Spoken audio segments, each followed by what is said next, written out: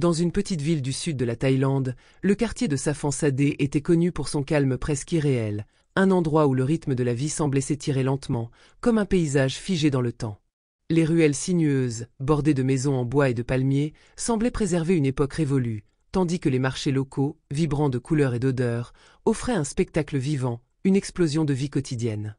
Le cliquetis des pièces de monnaie, les rires des enfants jouant dans les ruelles et le parfum des herbes fraîches étaient des éléments constitutifs de l'âme de ce quartier. Dans les temples alentours, les moines méditaient en silence, leurs robes oranges vibrant sous le soleil, offrant une sérénité palpable à ceux qui cherchaient la paix. Cependant, cette tranquillité apparente était perturbée par une présence étrange et non désirée, celle des policiers étrangers.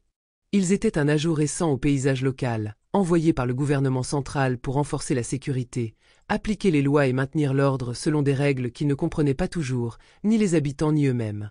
C'étaient des hommes blancs, en uniforme sombre, au regard dur et aux gestes mécaniques. Leur présence, loin de rassurer, créait un malaise croissant. Leur manière de gérer les affaires publiques, souvent perçue comme autoritaire et dénuée d'empathie, détonnait avec la douceur de la culture locale. Ces policiers, étrangers à tout ce que Saphang Sadé représentait, semblaient appliquer une justice abstraite, déconnectée des nuances et des subtilités de la vie quotidienne. Mais ce jour-là, tout allait changer. Lisa Wright, une femme noire d'origine jamaïcaine et ex-officier de police aux États-Unis, était déterminée à remuer les eaux paisibles de ce petit coin de la Thaïlande.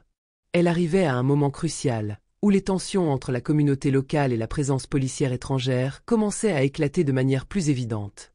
La discrimination raciale et les malentendus culturels étaient devenus des forces insidieuses qui déstabilisaient la confiance et le respect mutuel. Lisa n'était pas simplement une observatrice de cette dynamique. Elle était là pour y jouer un rôle de médiatrice, de défenseur de la dignité humaine. Lisa avait quitté les États-Unis après un incident tragique qui avait mis fin à sa carrière dans la police. Ce jour-là, un malheureux enchaînement d'événements l'avait poussée à prendre une décision difficile, et sa carrière dans les forces de l'ordre s'était brisée sous les pressions d'une société incapable de comprendre les complexités de son action. L'incident avait marqué sa vie, mais aussi son identité. Elle s'était exilée en Thaïlande, une terre d'opportunités pour se reconstruire et se réinventer.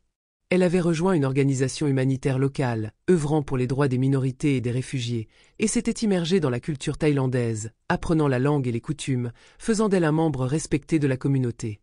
Mais, malgré ses efforts pour s'adapter et créer des ponts, son passé restait une partie d'elle-même, une cicatrice invisible qui ne pouvait pas être effacée.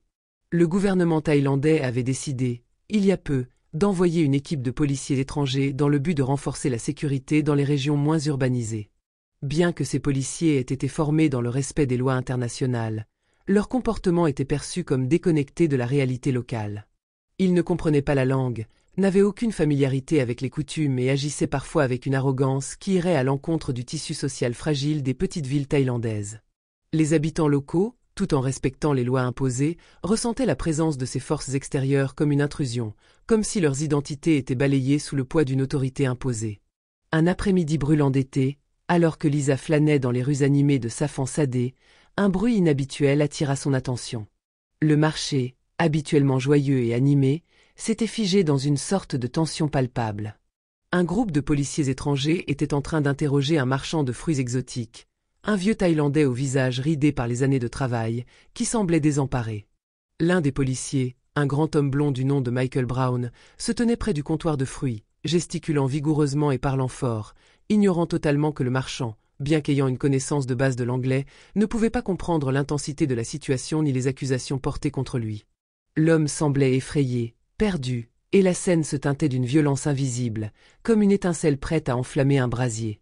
Le marché, jusque-là animé, était soudainement plongé dans un silence tendu. Les passants s'étaient figés, observant la scène avec appréhension. Lisa, qui avait pris place dans un coin de la rue, observa la scène avec une rage silencieuse qui montait en elle. Elle ne pouvait pas rester là sans réagir. Elle n'était pas une spectatrice passive.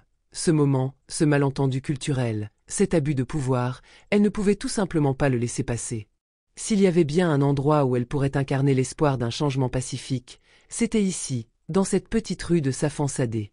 D'un pas calme, mais résolu, elle s'avança vers l'officier Brown, les yeux fixés sur lui. La colère brûlait en elle, mais elle savait qu'elle devait garder son calme. Elle s'approcha et, avec une voix ferme mais mesurée, dit en thaïlandais. Excusez-moi, monsieur, elle marqua une courte pause, puis continua. Ce monsieur ne parle pas anglais. Il a besoin d'un traducteur ou de l'aide pour comprendre ce qui se passe ici.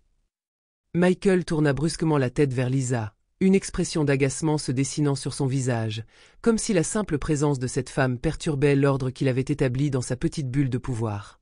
Il dévisagea Lisa, une lueur de dédain dans ses yeux bleus glacés, et haussant légèrement les épaules, il répondit d'un ton sec, comme s'il rejetait toute forme de compromis. « C'est un criminel, il faut l'interroger. » Il essaie de fuir, assura-t-il, ses paroles pleines de certitude et d'arrogance, ignorant délibérément la demande de Lisa pour un traitement plus humain, plus respectueux.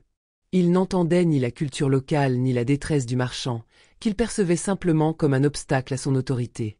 Lisa soutint son regard sans fléchir, ses yeux noirs comme l'encre, profonds et incisifs. Elle pouvait sentir la colère bouillir en elle, mais elle maîtrisait chaque fibre de son être, consciente que la situation pourrait basculer à tout instant. D'une voix calme mais d'une fermeté inébranlable, elle répondit. « Cela n'a rien à voir avec son origine. Il a juste besoin d'un peu de respect, dit-elle, chaque mot porté par une conviction tranquille mais ferme. Elle savait que c'était un principe fondamental, celui qui fondait son engagement dans la justice et les droits de l'homme. Ce n'était pas un simple geste de gentillesse, c'était un impératif moral, une bataille pour l'équité. L'atmosphère autour d'eux changea immédiatement, un murmure se propageant parmi les passants. La tension, déjà palpable, s'épaissit davantage lorsque, soudain, un autre policier, Peter Davis, se tourna vivement vers Lisa. Son regard était menaçant, ses traits tendus, marqués par une arrogance encore plus évidente que celle de son collègue.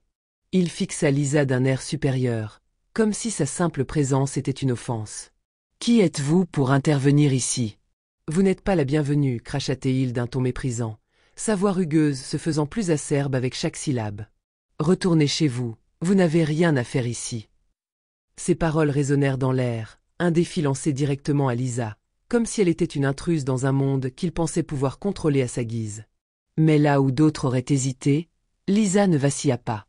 Elle savait qu'elle n'était pas seulement face à deux policiers, mais à un système de pouvoir plus vaste, ancré dans des injustices profondément enracinées. Elle refusait de se laisser intimider, refusait de se soumettre à la pression de l'ignorance et de la violence subtile qui se déployait sous ses yeux. La foule, qui jusque-là était restée spectatrice silencieuse, commença à s'agglutiner autour de l'incident. Certains passants, les visages marqués par la curiosité ou l'inquiétude, s'étaient rapprochés, murmurant entre eux des mots à peine audibles.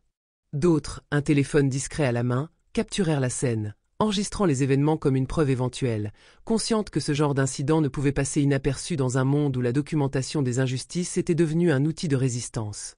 Mais Lisa, indifférente à cette montée de tension, savait qu'elle ne devait pas fléchir. Elle se tourna lentement vers la foule, ses yeux balayant les visages qui l'observaient, cherchant à établir une connexion, à rallier ceux qui, comme elle, comprenaient la nécessité de défendre ce qui était juste. D'un calme implacable, elle s'adressa à eux dans un thaïlandais impeccable, sa voix résonnant d'une autorité tranquille mais percutante, comme un appel à l'action. « Je suis ici pour vous défendre, pour que vos droits soient respectés, dit-elle, sa voix ferme, mais emplie d'une empathie profonde. Cette situation ne peut continuer. Il est temps que vous soyez entendus. » Lisa savait qu'elle risquait gros. La situation était tendue, et elle pouvait sentir la montée de la colère dans l'air. Ses pensées s'enchaînaient avec une clarté déconcertante, mais derrière cette réflexion calme se cachait une pression immense. Elle avait vécu toute sa vie en étant témoin des injustices, qu'elles aient pris la forme de violences policières aux États-Unis ou de discrimination systémique dans d'autres pays. Mais ce jour-là, l'enjeu était plus grand que tout ce qu'elle avait pu affronter auparavant. Ce n'était pas simplement une question de justice pour un marchand de fruits dans un marché thaïlandais, mais une question de dignité humaine, de respect, et de la lutte contre la discrimination dans ses multiples formes. Elle n'avait pas choisi d'être ici par hasard.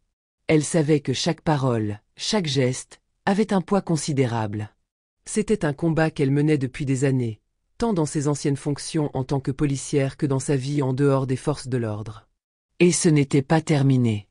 Elle se tenait là, seule face à des hommes armés, dans un coin reculé du monde, mais elle savait que sa propre dignité et celle des autres valaient bien plus que l'apathie qu'elle avait parfois vue dans les rues d'Amérique ou ailleurs.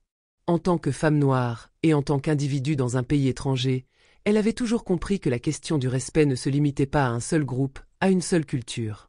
C'était une cause universelle, et il fallait se battre pour elle, peu importe où l'on se trouvait. Et ici, à Safan Sadé, elle allait affirmer cette vérité d'une manière qu'il n'avait jamais envisagée.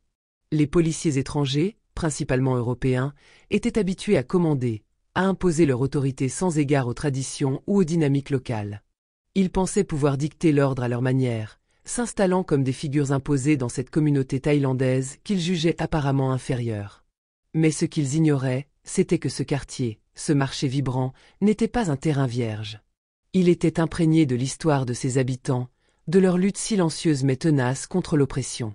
Lisa en avait vu des dynamiques similaires partout où elle était allée, des gens opprimés, qu'ils soient noirs, asiatiques, ou issus de n'importe quelle communauté marginalisée, se soulevaient dès qu'ils étaient poussés trop loin. Elle avait vu ce regard dans les yeux de nombreuses personnes, celui de ceux qui en avaient assez d'être traités comme des invisibles. C'est pourquoi, sans hésiter, Lisa se tourna vers un jeune homme qui se trouvait parmi les spectateurs du marché, un homme qui semblait avoir observé des scènes comme celle-ci de nombreuses fois dans sa vie. Elle avait vu la lueur de défi dans ses yeux, et elle savait qu'il comprendrait. « Peux-tu m'aider à traduire pour ces policiers ?» lui demanda-t-elle, sa voix ferme mais douce, presque comme une prière silencieuse. Le jeune homme, manifestement touché par son intervention, acquiesça rapidement et se rapprocha d'elle, son visage déterminé. Ensemble, ils s'avancèrent vers l'officier Brown, et Lisa, tout en gardant son calme, s'adressa à lui d'une voix mesurée mais assurée. « Si vous ne comprenez pas ce qui se passe ici, peut-être qu'il est temps de revoir vos méthodes. Respectez cette communauté, ou vous allez voir une réaction que vous ne serez pas prêt à affronter. » Ces mots étaient clairs et incisifs, résonnant profondément dans l'air chaud de l'après-midi. Elle n'avait pas besoin d'élever la voix ni de faire des gestes excessifs. Elle savait que l'autorité qu'elle dégageait suffisait à mettre en lumière l'absurdité de leur attitude. Les policiers, pris de court, se regardèrent entre eux, cherchant une réponse, mais ils n'en trouvèrent aucune qui soit à la hauteur de la situation. Ce qu'ils n'avaient pas prévu, ce qu'ils n'avaient pas anticipé, c'était l'impact d'une femme noire, calme mais déterminée, qui avait la force de les mettre face à leurs propres préjugés et à leur comportement erroné. Leur posture autoritaire, leur arrogance, semblaient soudainement vaciller sous le poids de cette réalité qu'ils tentaient de nier. Dans ce quartier de Safan Sadé, où la vie continuait de se dérouler malgré tout, le changement venait d'un geste simple, mais radical. Un acte de résistance, mais aussi d'éveil. La foule qui les entourait, jusque-là silencieuse, semblait se réveiller lentement. Des regards se croisaient, des têtes se hochetaient en signe d'approbation, et certains, les plus courageux, sortaient leur téléphone pour capturer ce moment. Les policiers étrangers, qui pensaient tout contrôler, se rendaient soudainement compte qu'ils n'étaient pas seuls dans cette dynamique de pouvoir. Ils avaient sous-estimé l'esprit d'une communauté et la force de l'individu déterminé à se battre pour la justice. Le jeune homme traduisit les paroles de Lisa aux policiers, mais ce n'était pas que les mots qui importaient. C'était la vérité qui portait en elle une force dévastatrice. Dans un coin de ce marché de Safan Sadé, une simple conversation avait transformé un conflit en une déclaration de résistance silencieuse, mais puissante. Les policiers avaient été confrontés non seulement à leur propre manque de compréhension, mais aussi à la réalité d'une société qui refusait de se soumettre à l'injustice. Ce qui s'était passé ce jour-là n'était pas un simple affrontement entre deux mondes. C'était une victoire silencieuse, l'écho d'un changement en cours, qui, bien que petit en apparence, avait le potentiel de s'étendre bien au-delà des frontières de ce marché.